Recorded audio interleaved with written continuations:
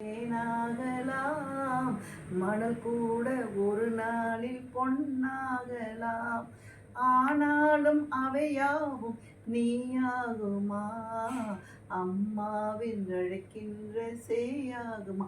இதை எழுதினவர் அதே குழந்தைய, அது வளருது. போர்க்களத்தில் முதல் நாள் தந்தை இறந்தார், மறுநாள் கணவன் இருந்தான், மூன்றாம் நாள் யாரும் இல்லை. அழைகிறாள் அவள். ஆலமரத்தில் விளையாடி கொண்டிருக்கும் குழந்தையை அழைக்கிறாள். அவளுக்கு பூவிட்டு பூச்சூடி பொட்டிட்டு போர்க்களத்துக்கு அனுப்புகிறாள். அப்போது ஒரு பாடல் கண்ணதாசன் பாடுகிறார். அன்னையின் நாட்டை பகைவர்கள் சூழ்ந்த புறப்படு மகனே புறப்படடா. இதுல அது பெரிய விஷயம் இல்லைங்க. மறுபடியும் சொல்லுவா பாருங்க.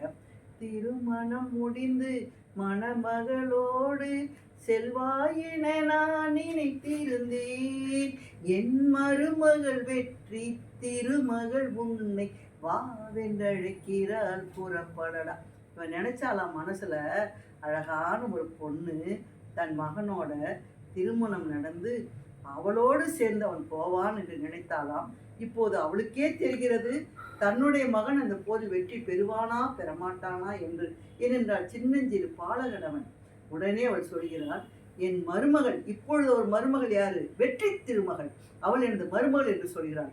அந்த போரில் அந்த மகன் அங்கே புறமுதுகிட்டு ஓடிவிட்டான் என்று சொல்கிறார்கள். இவள் என் மகனா என்று கேட்கிறாள். அப்பொழுது ஒருவன் வந்து சொல்கிறான், இல்லை அம்மா, உன் மகன் இல்லை.